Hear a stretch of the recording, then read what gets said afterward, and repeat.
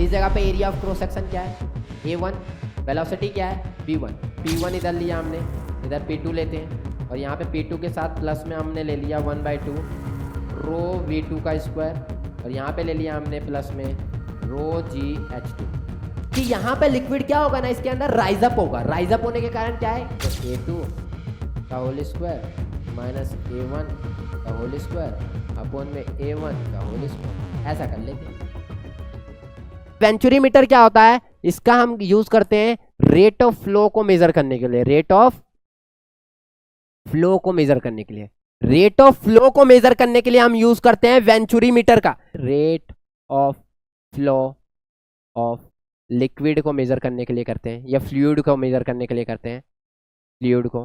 तो इसका फॉर्मूला आ जाता है A1 A2 under the root में 2GH अपॉन में A1 का स्क्वायर माइनस में A2 का होल स्क्वायर। अगर वेलोसिटी 1 की बात करें, एंटर कर रहा है वहां की, तो एंटर A की बात करेगा तो यहाँ पे एरिया क्या करना है, एरिया A की है तो एरिया 1 का डिवाइड कर देना है, एरिया 1 का हटा देना है, तो A2 आ जाएगा और अंडर द रूट में रखोगे 2GH अपॉन में 1 का स्क्वायर माइनस में 2 का स्क्वायर, ये आ गया।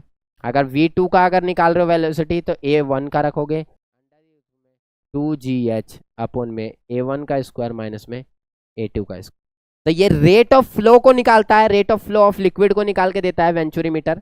पूछ ले किस लिए यूज किया जाता है, तो रेट फ्लो ऑफ फ्लूइड को बात किया जाता है और रेट फ्लो के लिए फॉर्मूला ये बनता है। अगर सिंपल सी सिंगल वेलोसिटी फॉर्मूला निकालने बोल रहा है तो उसके लिए आपका ये बन जाता है, 1 के लिए यहाँ 2 आता है बस, और 2 के लिए यहाँ 1 आता है बस, और कोई चेंजेस नहीं है। देखो यहाँ बताता हूँ वेंचुरीमीटर, यहाँ से आए हम,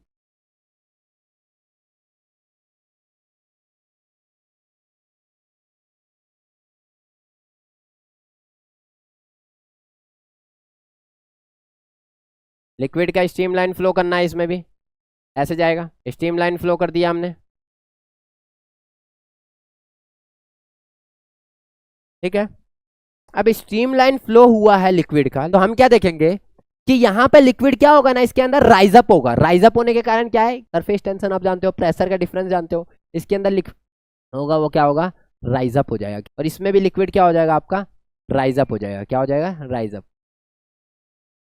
जैसे ही आप डायग्राम बना लेते हो वेंचुरीमीटर का, आपको क्या करना है, पहला केस, एंटर अगर कर रहा है कोई चीज अकॉर्डिंग टू बर्नौलीज थ्योरम, अगर यहाँ से फ्लूइड एंटर करती है तो यहाँ पे क्या होगा, इस जगह पे देखो, इस जगह पे ये, इस जगह पे एरिया ऑफ क्रॉस सेक्शन क्या है A1, वेलोसिटी क्या है V1।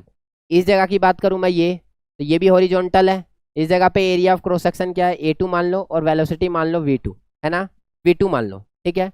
जैसे ही आपने इसको किया, ये है दोनों के दोनों हॉरिजॉन्टली, और हॉरिजॉन्टल कंडीशन में हम क्या करते हैं, प्रेशर निकालते हैं इस पे और इस पे।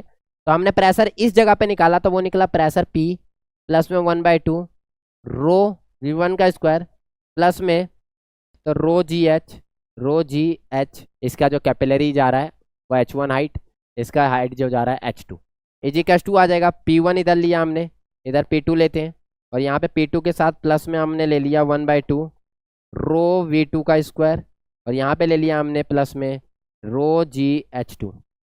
अब आप देखो एक बार अच्छे से सुनो कि ये दोनों के दोनों देखो सेम हॉरिजॉन्टल सरफेस पे, हाइट तो जा ही नहीं रही इनकी, वाटर जो फ्लो कर रहा है वो यहीं पे फ्लो कर रहा है, हाइट जा ही नहीं रही। जब हाइट नहीं जा रही तो ये वाली चीज तो कंडीशन यहीं पे खत्म हो गई, दोनों की जीरो।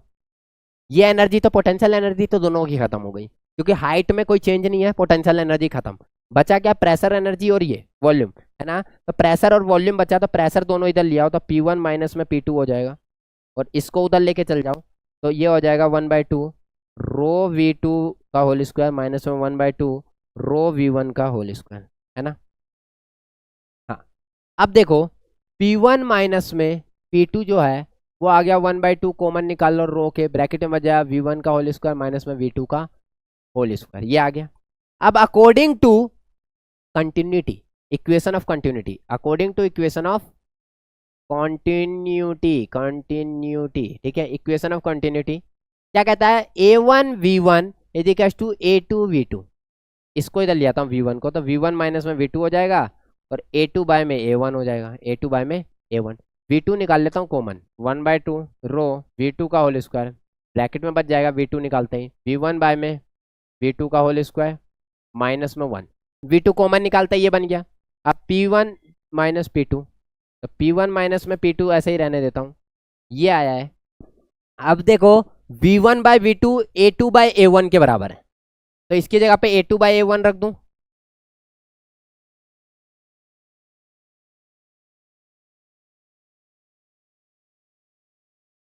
अब यहां पे अगर देखा जाए आपका, तो P1 माइनस P2 जो होता है वो किसके बराबर होता है, rho G H equal to 1/2 rho V2 का होल स्क्वायर, तो A2 का होल स्क्वायर माइनस A1 का होल स्क्वायर अपोन में A1 का होल स्क्वायर। ऐसा कर लेते हैं, कोई समस्या? रो से तो भैया रो गया पहले, जी को इधर लिया आता है 2 से, तो यहाँ से क्या बच जाएगा, देखो 2GH डिवाइड में ले आता हूँ इसके, A2 का होल स्क्वायर माइनस में A1 का होल स्क्वायर, और ये पहुँच जाएगा ऊपर A1 का होल स्क्वायर इजिकल्स टू आ गया V2 का होल स्क्वायर। तो यहाँ पे अगर देखा जाए V2 निकालोगे तो A1 निकल जाएगा, अंडर द रूट में लिखोगे यहाँ पे 2GH बाय में A2 माइनस A1 का होल स्क्वायर। वैसे इसमें A1 माइनस A2 होना चाहिए था, ठीक है, तो हमने मेरे ख्याल से उधर चेंज कर लिया तो यहाँ पे चेंज हो गया, ठीक है। तो यहाँ पे वेलोसिटी हमने निकाल ली, फॉर्मूला ड्राइव कर लिया, मैंने जो लिखा था वही चीज़ आया है। तो ऐसे कर लो या ऐसे कर लो, डायरेक्ट लिख लो फॉर्मूला। अगर डेरिवेशन आपको नहीं लगता कि डेरिवेशन करूँ, छोड़ देना।